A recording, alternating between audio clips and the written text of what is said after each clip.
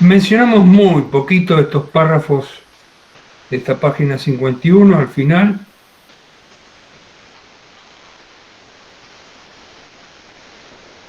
El concepto de programación orientada a objetos,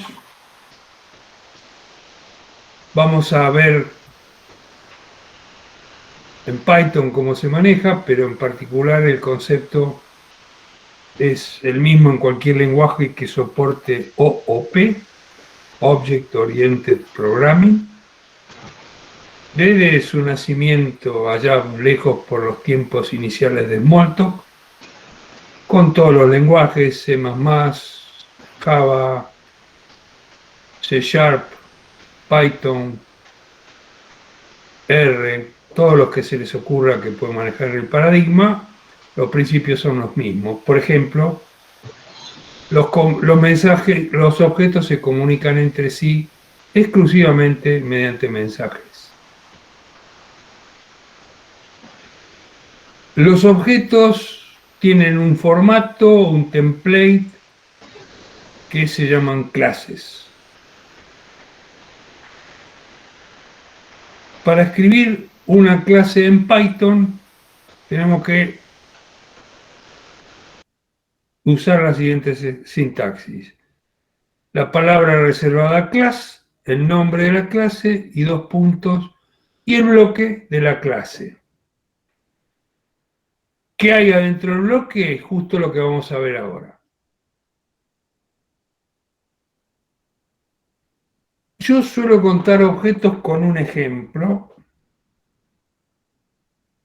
para de todas formas tratar de ver algo al respecto. Hay una herramienta que yo se la voy a pasar a mostrar, que se la recomiendo para que la tengan instalada por si la quieren usar, que es esta herramienta que es libre, Start2ML, que yo la voy a correr para que la vean.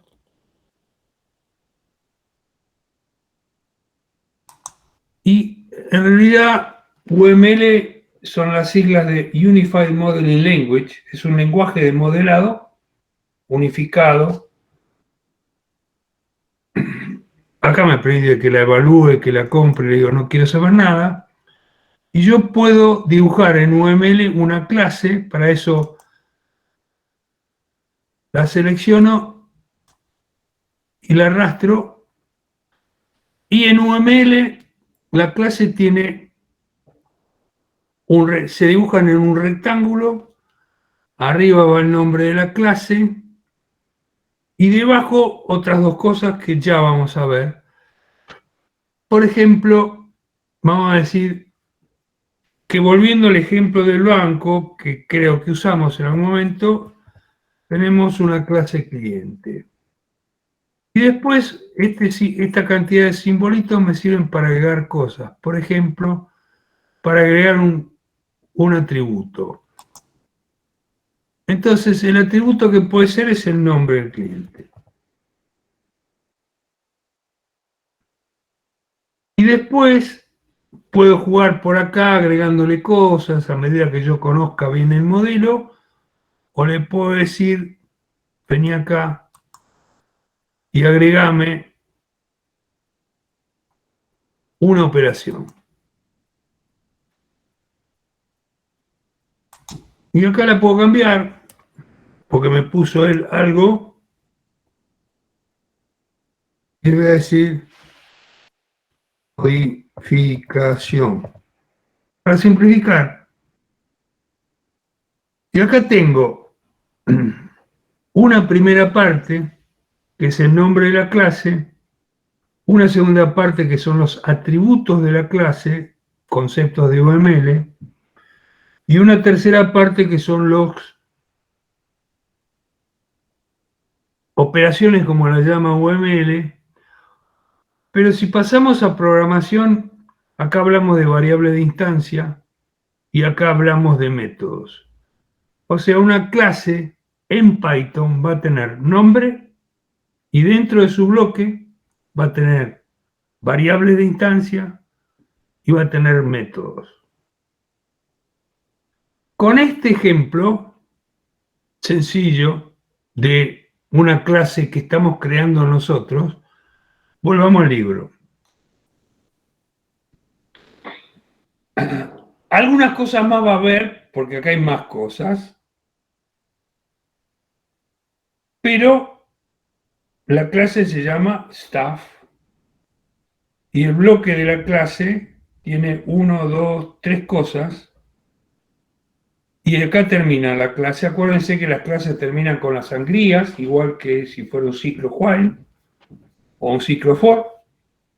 Cuando cambio de sangría, estoy haciendo otra cosa. Y aparte de tener una clase, tengo algo que le asigno a una variable algo, ya vamos a ver qué, y después un Ernesto, print. ¿Sí? Ernesto, ¿cómo hiciste para importar eso? ¿Para importar qué? O sea, la clase staff, ¿eso lo definiste en Start UML? No, no, no, no. No, esto está en Python. Esto es el Ah, IDLE sí. original de Python. No, no, no, pensé que usabas el modelaje de class del Star UML para definir un class. No, no, no.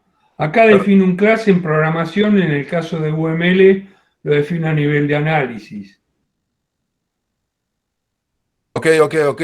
Pensé que era una herramienta que uno podía definir la clase que quisiera, porque ahí, correcto, perdón. Ernesto, entonces esta FUML vendría a ser como un diagrama de flujos para diseñar la clase. En realidad, UML es un lenguaje de modelado del paradigma OAD. En vez de P, A, D. AD porque es análisis y diseño en vez de programación. Después que pasar al lenguaje. Ahora estamos en lenguaje. Yo lo que le dije, bueno, ojo que cuando yo esté trabajando en una empresa donde me dicen que haga una clase en Python, le tengo que preguntar, ¿y qué le meto adentro? Y entonces, ¿qué le meto adentro? Me lo da alguien en UML. No sé si Gracias, contesté Graciano. la pregunta. Sí, sí, Son perfecto. etapas o instancias diferentes de un desarrollo de un software típico. No sé si contesté o Sí, sí, compliqué muy la vida. clarito. Acá, esto yo fui tipeando en el editor de código, pero esto es Python. Después de clase, todas las cosas que lleve adentro del bloque van a empezar con def. Def, def, def. Es como que estuviéramos metiéndole funciones. Y encima hay def raros, como por ejemplo, el primero guión bajo, otro guión bajo y después init, un guión bajo y otro guión bajo. Y después paréntesis y recibe 4 argumentos. Y esos 4 argumentos que recibe, 3 tienen sentido y el otro no tiene ningún sentido. Por ahora. Enseguida vamos a aprender qué es. Pero el segundo argumento es p-position, que podemos imaginar que es la posición dentro de algo, p-name, el nombre, p-pay, algún pago o algún sueldo o algo. Después 3 cosas que no tenemos idea qué es y después un print que dice, en inglés estamos creando un objeto de la clase staff, entre comillas, porque obviamente podemos poner el literal que queremos.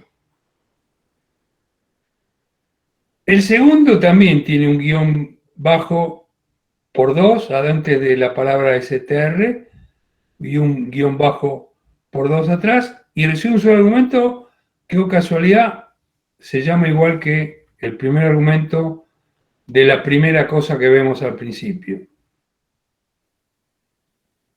Pero tiene una sola instrucción que dice return. Y que va a retornar un string formateado con un formateador. Y después tiene algo que es más conocido, salvo el argumento que recibe, y le asigna valores a una variable prompt, a una variable OUS, cambia el prompt, le pone otro valor y agarra y carga algo a partir de un input en holy rate, después hace una cuenta y después hace un return también, al igual que este segundo def. Vamos a dejar para explicar esto en 5 minutos, pero vamos a ver qué es lo que estamos haciendo abajo. A una variable, Office Staff 1, le asignamos staff, el nombre de la clase, pero al asignar el nombre de la clase, en vez de llamarla con el nombre, le pasamos un par de argumentos, perdón, 3 argumentos en una lista de argumentos, entre paréntesis, por eso digo que son argumentos. Es como que la clase recibe argumentos, pero vamos a ver qué son y para qué se usan. Y después le decimos que me imprima de eso variable .name y después que me imprima de esa variable .position. Bien. Aunque sea medio chino básico en Python, acá tenemos variables de instancia y tenemos métodos.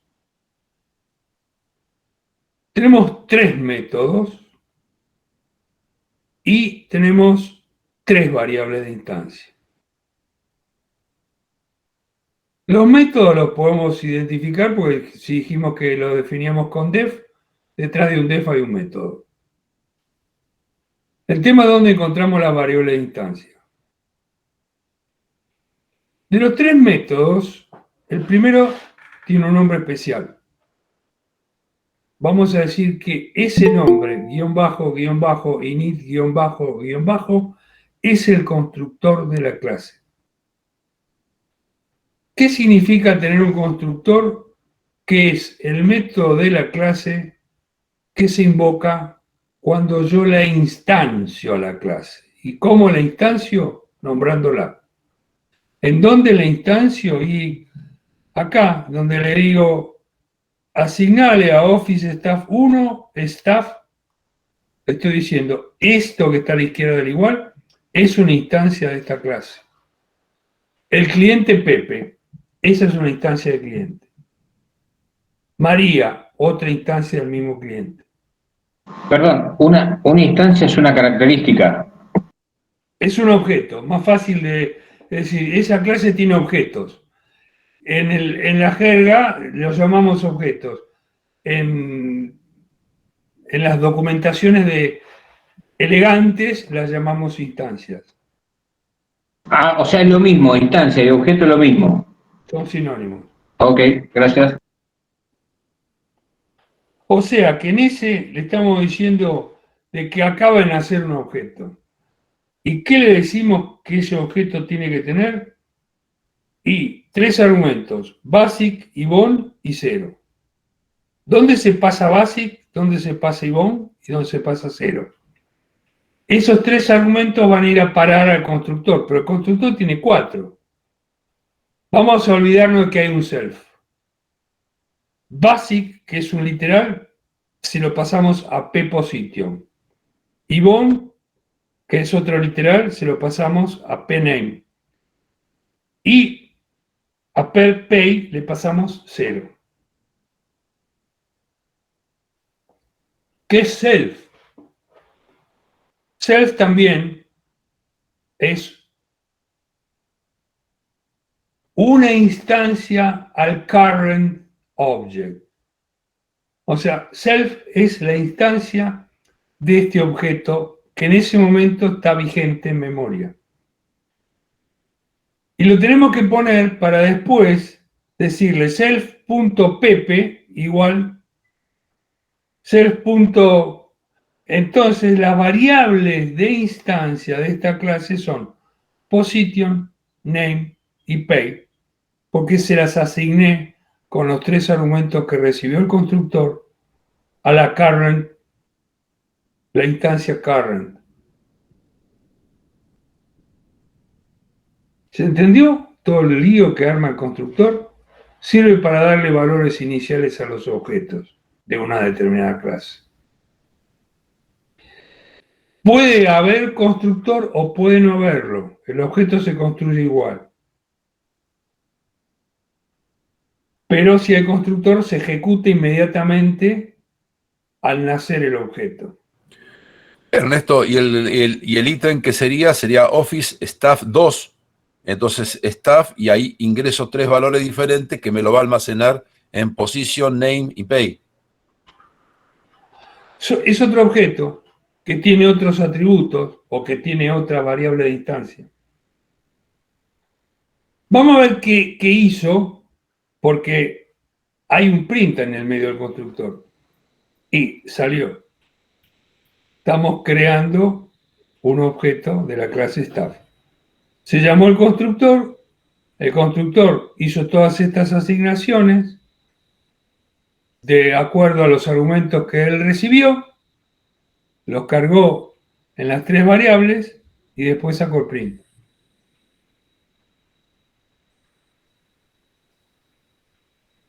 Ernesto, ¿esto tiene algo que ver con estos Perdón, profe, archivos una pregunta. los JSON famosos?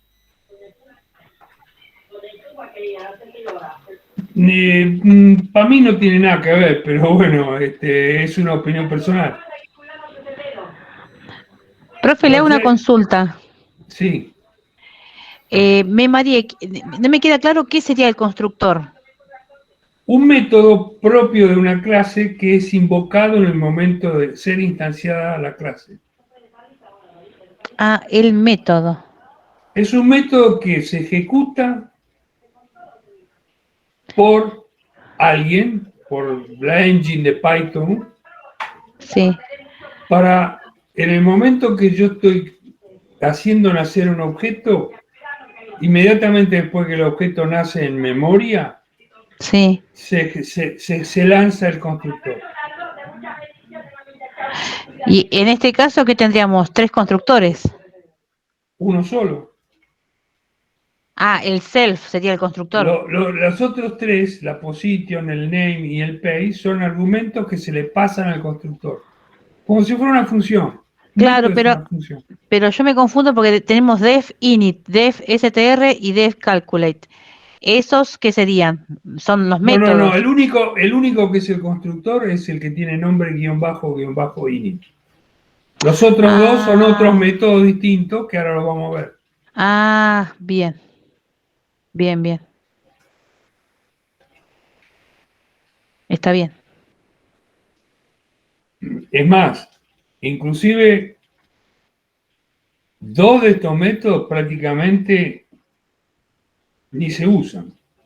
Simplemente están ahí como para decirle, muchachos, esta es una clase, vamos a ver después qué podemos hacer con el str. Que por ahí lo podemos probar.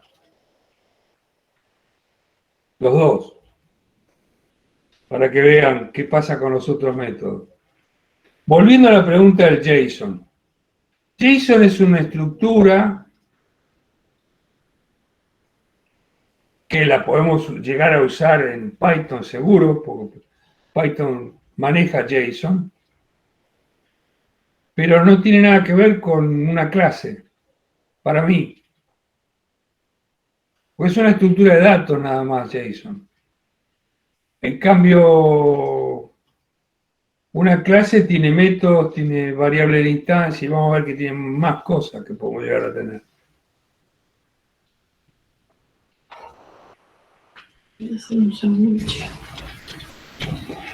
Ok. Vamos a seguir porque después viene un print, Office Staff 1, la instancia que acabamos de crear, .name, y saca Ivonne. Y cuando ponemos la posición, saca basic. O sea que estamos imprimiendo variables de instancia de esta instancia, o si quieren de este objeto. O si quieren, estamos imprimiendo atributos de un objeto, en este caso staff. Donde staff obviamente se refiere a una persona dentro de una empresa. Vamos a ver qué dice el librito al respecto. Perdón, porque... tengo un comentario. Es cierto lo que usted dice, Ernesto, sin embargo, lo que se está imprimiendo es el valor de la variable. Exactamente. El objeto, mejor dicho, el objeto o la instancia basic Ivonne 0, esa tripla, pudo haber cambiado de valor después de la asignación. Sí, por supuesto. En ese momento que yo estoy haciendo el print, agarra. ¿Y cómo se invoca una variable de instancia? El nombre de la instancia, punto, el nombre de la variable. La variable es name, y la instancia, ¿cuál es? Office Staff 1. Podría haber hecho Office Staff 2 y haber creado otro objeto, y si imprimo el nombre me va a sacar el otro nombre de la otra instancia, de la variable de instancia de la otra instancia, del otro objeto, para hablar en castellano. En el texto está contado un poquitito lo que fuimos diciendo, como para que lo lean y les sirva para repasar la página 52.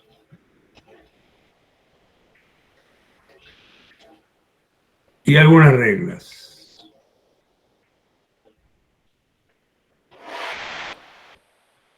Bien. ¿Se entendió o quedó alguna duda? Porque estamos empezando a ver conceptos del paradigma OOP en Python. Y si bien el paradigma es el mismo para todos, los principios son los mismos para todos los lenguajes, Python tiene sus cosas. Por ejemplo, el constructor lo llama de una manera, usa self como la instancia al current object. El tema está cómo sería el ingresar cada valor de esa clase. O sea, cómo es el ingreso. Sí. O sea, Acá Jorge pide un ejemplo, si se puede dar un ejemplo. En el chat, bueno. A ver, yo para poder ver el chat tengo que dejar de compartir Bueno, lo que hice. Un ejemplo, simplemente. Ahí dice, gracias por la información. No, bueno, pues sigamos.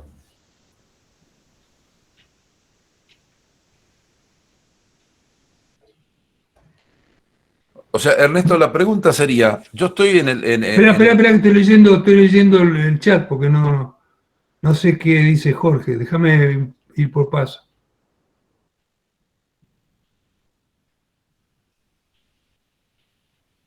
Estoy leyendo el chat desde el principio.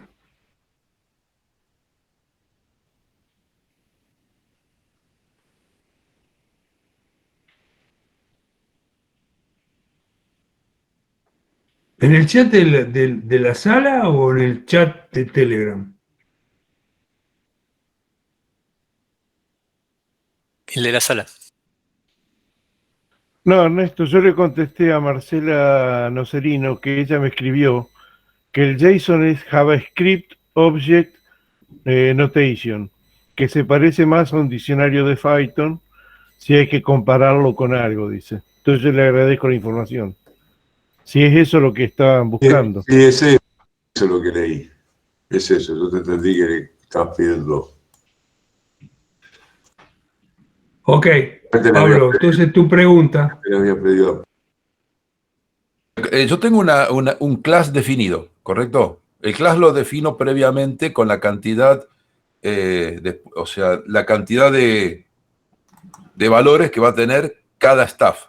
O sea, cada uno de ese staff va a tener 3 valores en este caso. Vos ingresaste 3, pero digamos, ¿cómo yo ingreso a la posición staff 1, staff 2, staff 3?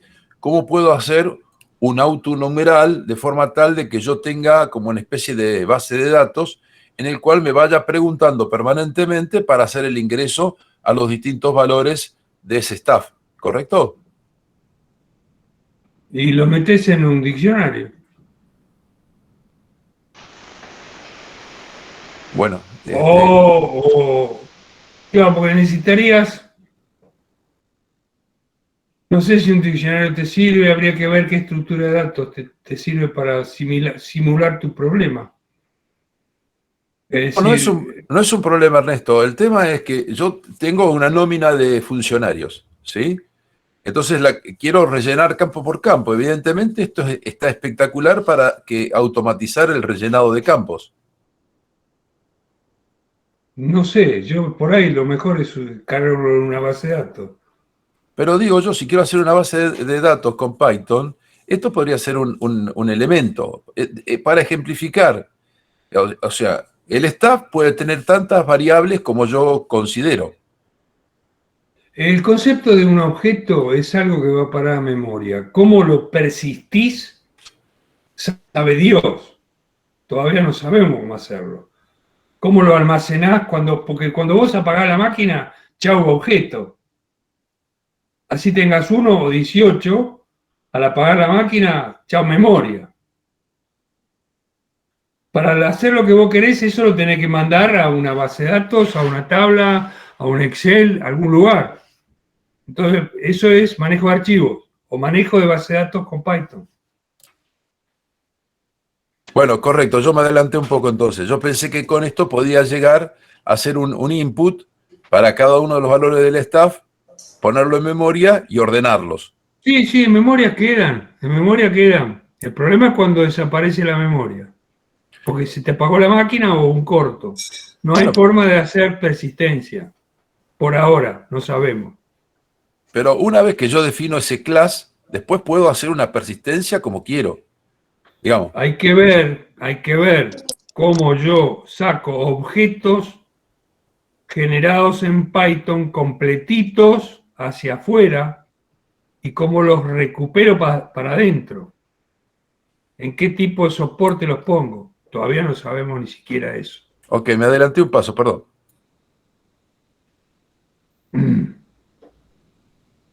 ¿Alguna otra consulta? Sigo compartiendo pantalla entonces. No sé, Jorge Fossati, si le querés, si se te No, ocurre alguna respuesta mejor no, para Pablo. no, por ejemplo, ahora yo lo relacionaba con lo que preguntaban sobre JSON, cuando vos dijiste sacar e ingresar en una estructura de datos. No sé si esa era la pregunta, eso era lo que se referían antes, en colocarlo en una estructura y hacer una base de datos o convertirlo en JSON. No, Eh, esa sería una solución también, sacarlo en JSON y ese JSON tenerlo almacenado en algún lugar. sí, Esa estructura JSON, bajarla a un archivo. claro. No sé si Eso era eso. sería una solución, de hacer un programa en Python donde se mande a JSON las variables de instancia de una clase. Claro.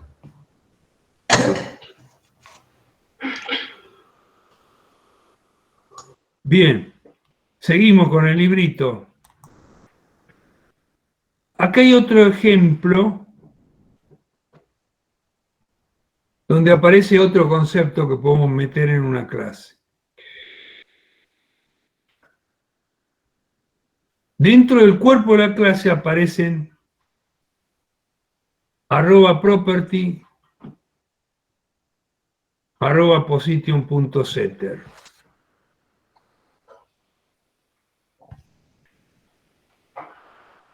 Hay lenguajes que manejan el paradigma que yo le puedo declarar a las variables de instancia características. Y las variables de instancia, de alguna manera, pueden llegar a tener una característica que es, por ejemplo, variable de instancia privada.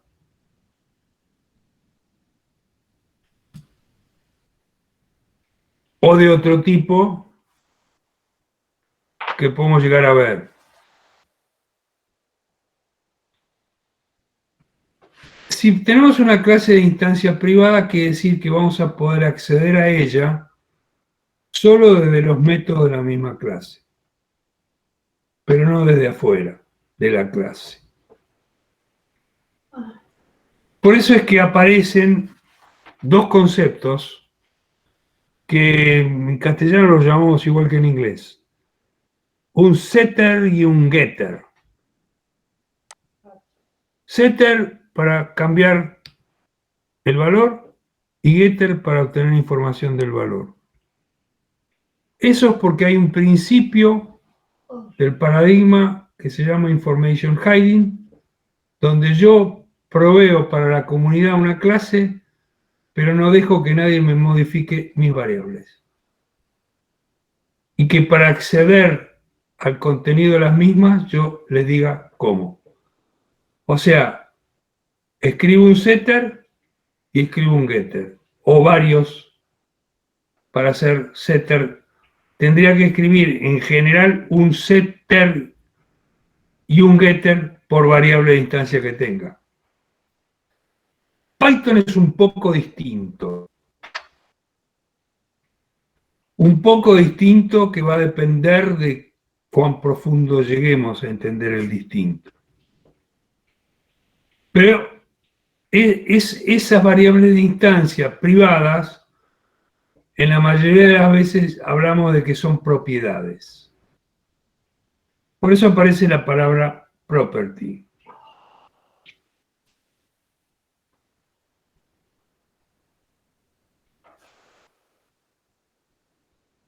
Y funciona como si fuera un método, entre comillas, la property. Porque adentro tiene un print donde le dice que esa property es un método getter y le estamos diciendo que me escriba self._position.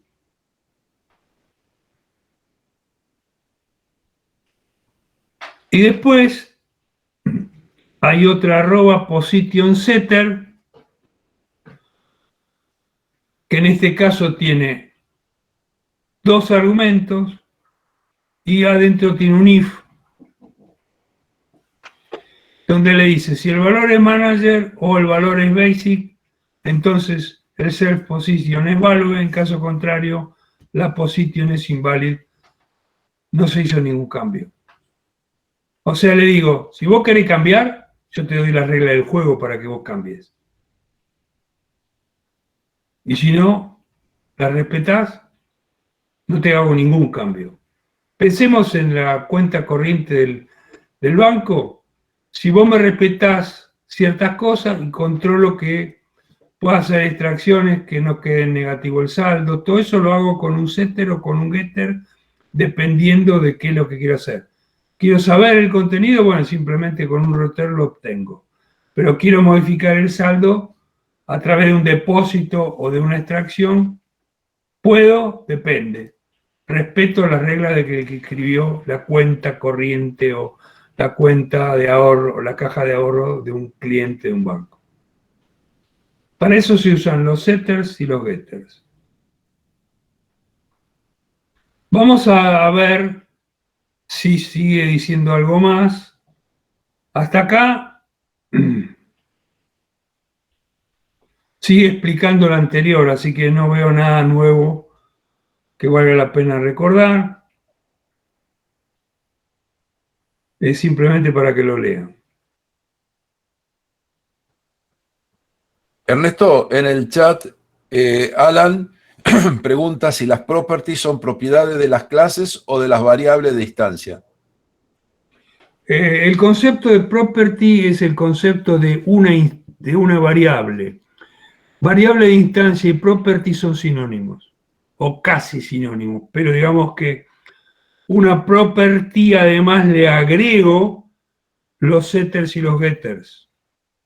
Mientras que yo podría tener variable de instancia en el ejemplo anterior donde no tenía ningún setter ni ningún getter. La property requiere tener, además del uso de las variables de instancia, cómo las manejo. Eso es una property en Python. En otro lenguaje puede haber algún cambio del concepto de property. El otro concepto que está en el código que yo que copié de algún lado, está la arroba. La arroba tiene una particularidad especial en muchos lenguajes. En este caso me dice que lo que viene a continuación es una property. O en el caso de abajo, lo que viene a continuación es un setter. Y le pide que de alguna manera el compilador de Python funcione controlándome las cosas que no debo de hacer mal, precisamente por esa arroba. En definitiva es un metadata. Es un metadata todo uno. Y eso se maneja con la arroba. En varios lenguajes. En el Python sirve para eso.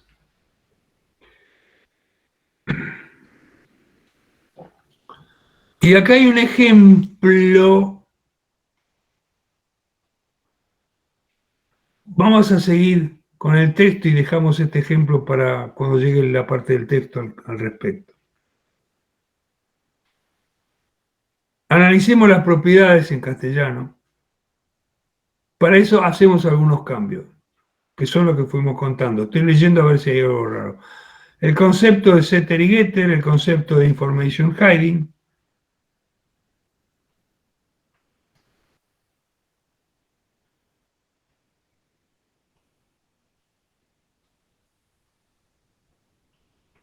O sea, hasta acá, hasta este párrafo, es lo que yo ya expliqué. Ahora vamos a analizar otro concepto que lo vamos a analizar en la figura 21.3. El concepto que vamos a ver se llama name mangling. Alguien que me ayude a traducirlo al castellano porque no sé qué es mangling.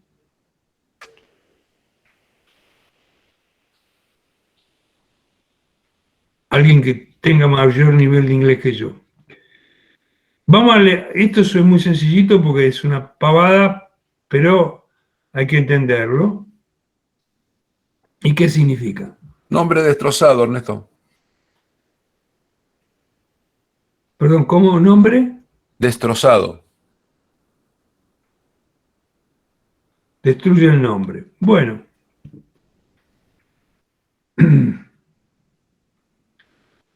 Constructor. Me doy cuenta que es constructor por el nombre.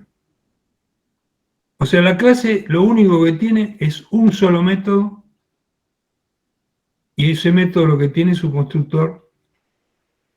Y una forma de declarar la variable de instancia es la que ya vimos, donde le asignamos, en este caso, no pasándole valores a la construcción, sino directamente la X le paso 5 y la Y le paso 6. Después creo una instancia de la clase, como el único argumento que tiene self, no le paso argumentos, esa es la otra novedad, esta instrucción. Y después le decimos que imprima -i, que imprima -x, y que imprima --x. La primera vez me imprime 6, la segunda vez me imprime 5. Y después me dice que el objeto A no tiene este atributo que estoy queriendo imprimir. Fíjense que acá habla de atributos. y me dicen en qué se produjo el error. Se produjo en la línea 8 de este programa y me muestra inclusive la instrucción. Y esto porque lo está haciendo con la consola de la ejecución de este programa que está acá arriba, todo con el IDLE de Python. Vamos a leer qué dice. No podemos usar information hiding, ya que hemos violado el uso de las properties. El último es un error. Esto es lo que llama name mangling Python. ¿Qué hace en este caso? Transforma el A-X en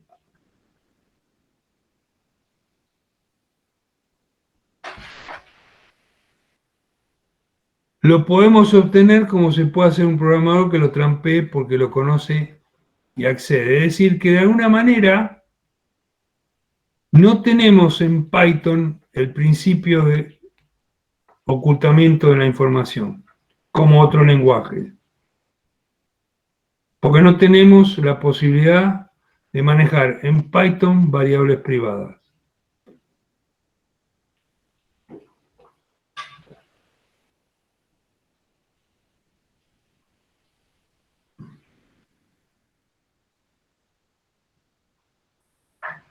Y yo creo que acá vamos a parar, a pesar que falten 6 minutos, porque aparte de variables de instancia, vamos a empezar a ver variables de clase.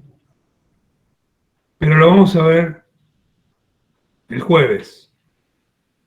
Es decir, llegamos a la figura 21.4 para seguir la próxima en la página 55 de este librito. Voy a dejar de compartir.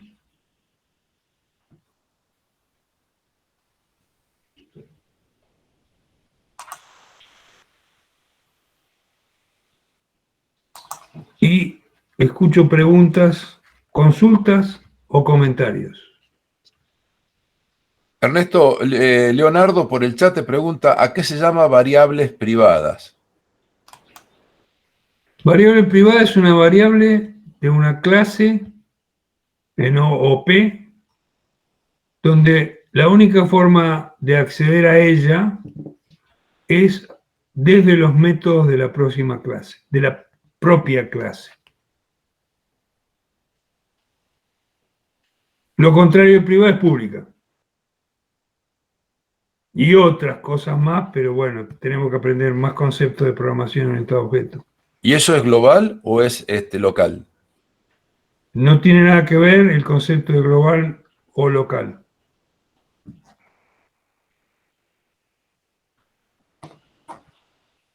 O sea, no se las puede vincular entonces. No, porque el concepto de global o local es un concepto distinto del variable de instancia privada o pública de una clase. Estamos en un paradigma totalmente distinto. Lo global y lo local es digamos, del paradigma de manejo de algoritmos. El paradigma de objetos es otro paradigma. Hay que agarrar y el que sabe solo programar con algoritmos se tiene que agarrar un switch y cambiarse la cabeza porque cambia totalmente los conceptos, ¿no?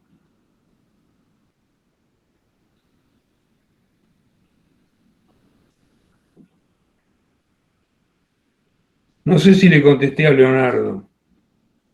Y a vos, Pablo, también. Perfecto, perfecto. Faltan 3 minutos para que suene el gong. Pregunta, no, porque al final no me termina de quedar muy bien claro. ¿Sería como una variable local de la clase o no? Una variable privada. Entiendo que no puede ser llamada fuera de la clase, por eso se le llama privada, y si es pública, daría la impresión que sí. Pero el concepto de global... no termino de masticarlo del todo, digamos. El concepto de variable global o el concepto de variable local acá no aplica porque no son variables locales o globales de un procedimiento, de una función. Son variables que están metidas en el cuerpo de la clase.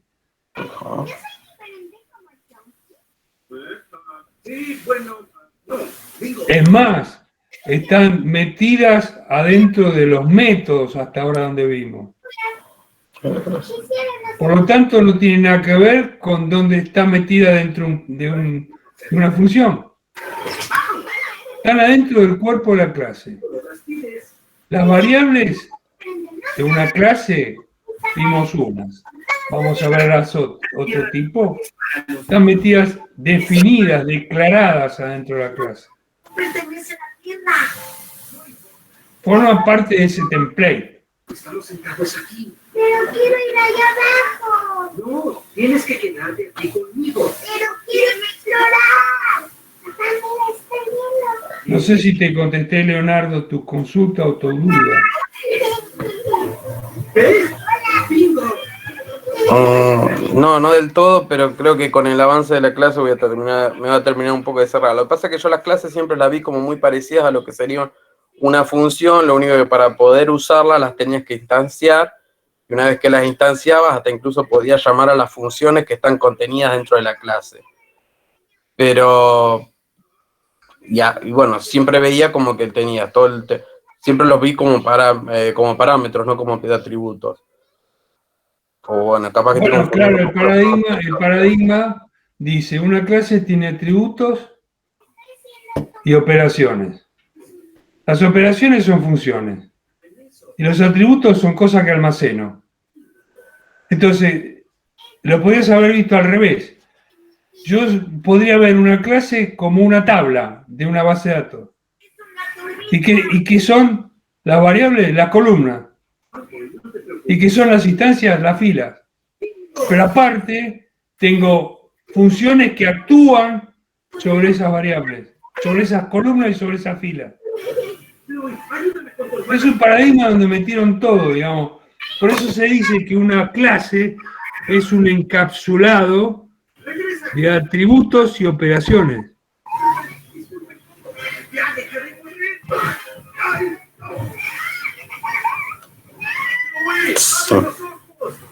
Creo que más o menos voy.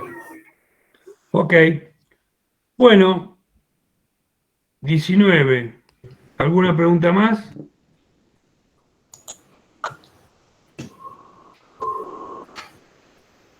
¿Algún comentario más? ¿Alguna sugerencia más?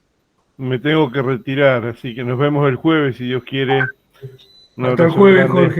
Jorge. Chao, gracias. Chao.